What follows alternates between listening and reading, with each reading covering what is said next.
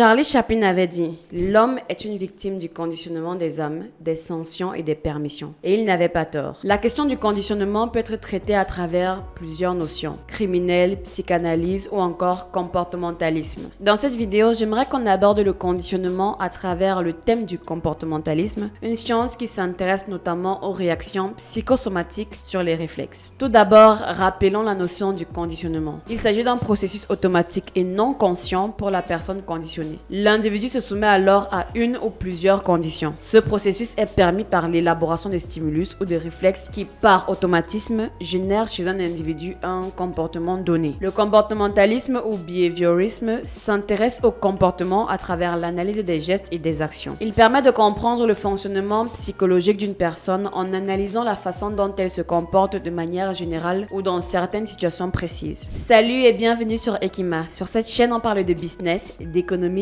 mais aussi de sciences humaines. Si ce sujet t'intéresse, n'hésite pas à t'abonner, à liker cette vidéo, à la partager pourquoi pas, et à activer la cloche de notification pour ne louper aucune de nos prochaines vidéos. Le comportementalisme est fondé sur le principe du reconditionnement. Il part du principe que le comportement de chacun a été conditionné par son environnement familial, sa scolarité ou son entourage, et qu'il est possible de modifier ce conditionnement en apprenant d'autres comportements. Avez-vous déjà entendu parler de la théorie du singe ou alors de l'expérience du singe? Eh bien, sachez que ce théorème peut nous permettre de mieux comprendre la société dans laquelle nous vivons. Alors, en quoi consiste ce théorème? Présenté comme la description d'une expérience scientifique, ce théorème montre la force du conditionnement et l'apprentissage dans le temps indépendamment des conditions de départ. Imaginez dans une pièce dans laquelle se trouve une vingtaine de singes. Au milieu de la pièce, on place une échelle en haut de laquelle sont posées des bananes. À chaque fois qu'un singe essaye de monter à l'échelle pour aller récupérer une banane, eh bien, on envoie une douche froide qui arrose tous les singes. Le phénomène se répète et rapidement, les singes deviennent agressifs dès que l'un d'eux tente de grimper à l'échelle. On désactive alors la douche, mais les singes continuent d'être agressifs et s'empêchent mutuellement de grimper à l'échelle pour aller chercher les bananes. Dès qu'un singe s'approche de l'échelle, il est retenu par les autres. Un des singes du groupe est ensuite remplacé par un autre. Immédiatement, il repère les bananes, il s'approche de l'échelle et se fait automatiquement attaquer par tous les autres singes du groupe. Lorsqu'un second singe est remplacé à son tour en essayant d'aller chercher les bananes, il se fait lui aussi agresser dans sa tentative par les autres singes du groupe, y compris le premier remplaçant. Et on continue à remplacer un à un l'intégralité des singes du groupe qui s'étaient pris des douches froides jusqu'à ce qu'au bout d'un moment, il n'y ait que des nouveaux singes dans le groupe. Donc des singes qui n'ont pas eu à recevoir des douches froides. Et évidemment, les nouveaux singes continuent de s'empêcher mutuellement d'escalader l'échelle pour manger les bananes sans même savoir pourquoi, puisqu'ils n'ont jamais reçu de douche froide. Et c'est ainsi que les chimpanzés ont consolidé un comportement interdit. Le conditionnement, qui est toujours une association stimulus-réponse, est passé de escalade douche froide à escalade châtiment corporel. Voici comment les traditions peuvent naître et perdurer alors que personne n'en connaît plus la raison originelle de leur existence. Le comportement interdit, monté à l'échelle, a été consolidé chez les chimpanzés par expérience individuelle ou par pression sociale. Ce conditionnement culturel a été porté par une population donnée, transmis et perpétré dans le temps. Il est ainsi devenu la règle. Les conditions peuvent changer, mais les règles demeurent souvent, sans être remises en cause ni questionnées. Et si vous pensez que comme cette expérience n'est qu'imaginaire et qu'elle n'a jamais été expérimentée, elle ne peut pas s'appliquer à des êtres humains, eh bien vous vous trompez. Une autre expérience similaire à celle du singe a été réalisée et le résultat est sans appel. On met des individus dans une salle d'attente de médecins et ces derniers se lèvent de leur siège lorsqu'un bip retentit. La majorité sont en réalité des complices. Bien sûr, les personnes qui ne sont pas des complices font de même pour se conformer au groupe. Petit à petit, les individus complices quittent la salle d'attente pour laisser place à une nouvelle génération d'individus qui ne sont donc pas des complices. Bref, je vous laisse regarder l'expérience.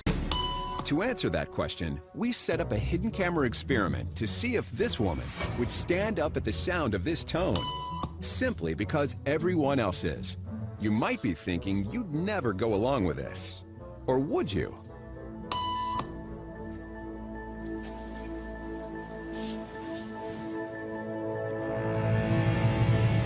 After just 3 beeps, and without knowing why she's doing it, this woman is now conforming perfectly to the group. But what happens if we take the group away? Elaine, please.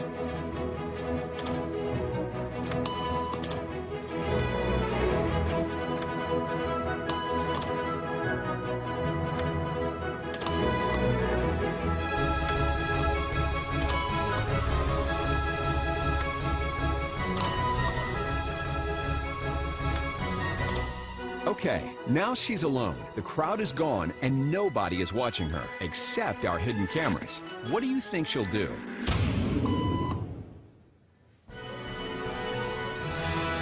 She's now conforming to the rules of the group without them even being there. Now, watch what happens when we introduce another outsider who doesn't know the rules. Have a seat and they'll be out in just a couple minutes. Great, thanks so much.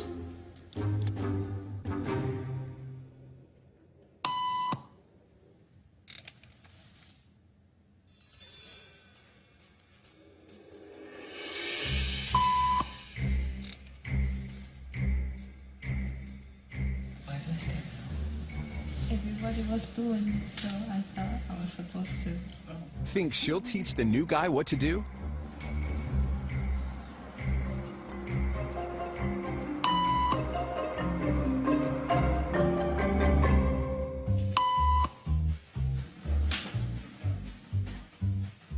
We kept the cameras rolling as more unsuspecting patients arrived.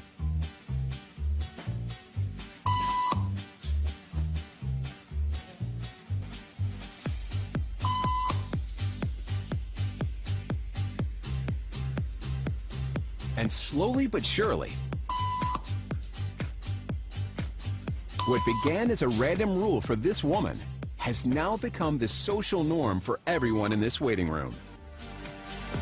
Maintenant, réfléchissons une minute et essayons de transposer le postulat de ce théorème et de cette expérience à nos propres vies. À quel point sommes-nous des conformistes ou encore des conditionnés? Et si dans notre quotidien, nous faisons quelque chose sans réellement savoir pourquoi, ou alors parce que le groupe nous a dit que c'est ce qu'il fallait faire? Alors évidemment, il n'est pas question ici de tout remettre en question et d'aller vivre dans la forêt et y chasser les porcs-épis. Non. Mais plus de se poser la question, et si dans ma vie, j'étais en train de faire quelque chose qui n'a en réalité plus aucun sens aujourd'hui, mais par habitude ou parce qu'on m'a dit de le faire, je continue. C'est à mon avis une question que nous devrions tous nous poser individuellement. Dans la majeure partie de vos questionnements, vous n'obtiendrez que rarement des réponses satisfaisantes. Pourquoi allons-nous à l'école? Pourquoi nous levons-nous chaque matin et partons travailler dans des bureaux? Pourquoi possédons-nous la terre? Pourquoi devons-nous nous adresser à un monsieur blanc barbu qui se trouve au ciel en lui demandant d'avoir pitié de nous? Autant de choses que nous faisons aujourd'hui sans vraiment savoir pourquoi, juste parce que ceux avant nous le faisaient. Prenons le cas du travail.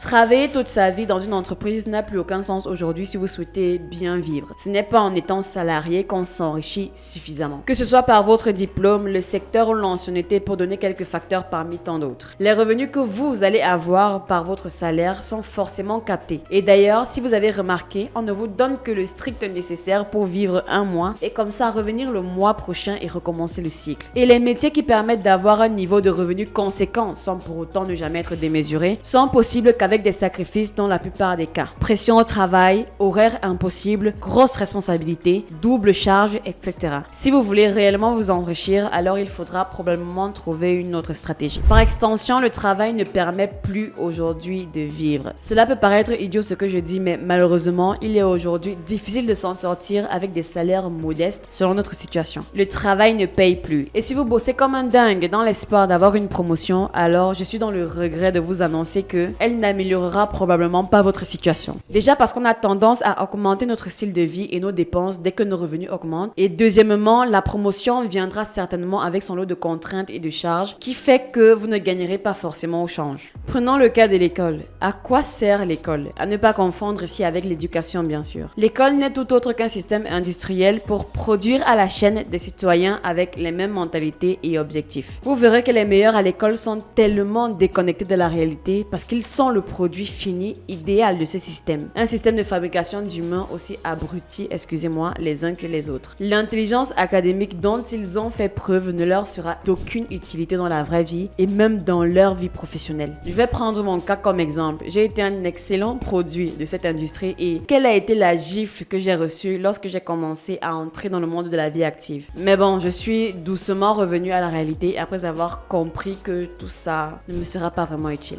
Ça me fait d'ailleurs penser à un extrait d'une entrevue que j'avais récemment vue. Je sais pas si je le retrouve. Si je le retrouve, je vous le mets tout de suite. La France fait deux erreurs logiques absolument incroyables. La première, c'est de penser que ceux qui ont fait les meilleures études sont les plus intelligents. C'est pas vrai du tout. Mais c'est très difficile à faire admettre. C'est très difficile à faire admettre, mais quand j'étais dans mon université aux États-Unis, J'avais un professeur que j'aimais beaucoup qui nous avait un jour posé la question « Pourquoi croyez-vous qu'on cherche à vous embaucher ?» Vous savez, j'étais dans une business school. Oui. Mais on avait tous dit, mais il est idiot ce gars-là, quoi. On cherche à nous embaucher parce qu'on est les meilleurs. Mais enfin, oui, on pensait que c'était évident. Il a dit non, pas du tout. C'est que vous avez suivi des études. J'avais 27-28 ans avant. Et donc, ça montre que vous n'avez aucun caractère. Si vous avez eu le moindre caractère, il y a longtemps que vous auriez créé votre entreprise. Et donc, vous avez montré que vous étiez capable de répéter ce que vous disent les professeurs, et c'est ce qu'on appelle l'intelligence. Mais ça n'a rien à voir avec l'intelligence. Dans la vie de tous les jours, c'est comme les officiers d'état-major. Gamelin, qui a foutu la France en l'air, il était sorti premier de Saint-Cyr, et premier de l'école de guerre. Ça n'empêche qu'il a foutu la France en l'air. Donc, première erreur, intelligence égale études. C'est pas vrai. Deuxième erreur, c'est de penser que parce que vous avez fait les meilleures études, vous êtes le plus à même de prendre des décisions. Il n'y a aucun rapport entre les deux. Il n'y a pas de rapport, en effet. Donc, à partir de ces deux erreurs, on a bâti un système d'éducation qui fait monter les gars qui ont une mémoire de cheval et qui n'ont aucun caractère.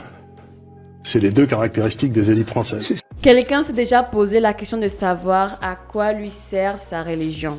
Je veux dire, vraiment, à quoi lui sert cette religion? Pourquoi et comment s'est-il retrouvé dedans? Famille, connaissances, bref, entourage, fréquentation ou même parfois par désespoir. Je suis prêt à parier que c'est l'une des options là. Parce que je doute qu'un humain qu'on élève sans jamais lui parler du grand barbu blanc dans les cieux et en le tenant éloigné de toute influence religieuse finira un jour par se tourner vers cela. Le conformisme et les positions dogmatiques dégradent absolument tout potentiel d'innovation et de réflexion qui saurait pourtant apporter de nouvelles solutions aux problèmes et enjeux qui se posent tous les jours. Pourquoi sommes-nous obsédés à l'idée d'être propriétaire? Que ce soit propriétaire de biens immobiliers, mais surtout de l'immobilier. D'où vient cet acharnement à vouloir posséder de la terre? Sur notre chaîne principale, on en avait brièvement parlé dans un exemple. Le concept de possession de terre est typiquement occidental. La terre est à tous et n'est la propriété de personne, donc c'est incongru de vouloir la posséder alors que c'est le lieu où nous vivons, où d'autres avant nous ont vécu et où ceux après nous vivront. Mais étant donné que nous vivons sous le paradigme et le conditionnement occidental, nous adoptons beaucoup de pratiques questionnables qui, lorsqu'on prend un peu de recul, perdent de leur sens. Méfions-nous donc des conditionnements parfois issus du passé, utiles un temps et peut-être complètement révolus, inutiles et dysfonctionnels au présent. En fait, on ne sait pas ou plus pourquoi. D'autant plus que les principes comportementalistes sont utilisés pour influencer le comportement des citoyens. Aujourd'hui, avec le marketing par exemple, on oblige les populations à surconsommer. On les incite à le faire sous prétexte que ça les rendra heureux. Les récompenses et les renforcements positifs sont intégrés dans les campagnes publicitaires pour encourager les achats. Les principes comportementalistes sont souvent utilisés dans la publicité, le marketing et d'autres domaines pour influencer les comportements des gens. Vous pensez avoir le libre arbitre sur votre vie et sur les décisions que vous prenez par rapport à celle-ci, mais ce n'est pas toujours le cas. Les programmes gouvernementaux utilisent des principes comportementalistes pour encourager certains comportements sociaux qu'ils vont qualifier de progressistes. Il n'y a qu'à voir les lois qui sont votées dans certains pays pour encourager des dérives comportementales. Gardons notre ouverture d'esprit, notre curiosité. Osons poser des questions, susciter des changements ou explorer de nouveaux territoires, tenter de nouveaux comportements. Quoique, il y a certaines explorations, comme les explorations arc-en-ciel, qui ne devraient pas être faites. Bref, c'est sur ces mots que je vais clore la vidéo. J'espère que la thématique vous a semblé intéressante. Laissez-moi vos avis en commentaire et on se dit à bientôt pour une prochaine vidéo.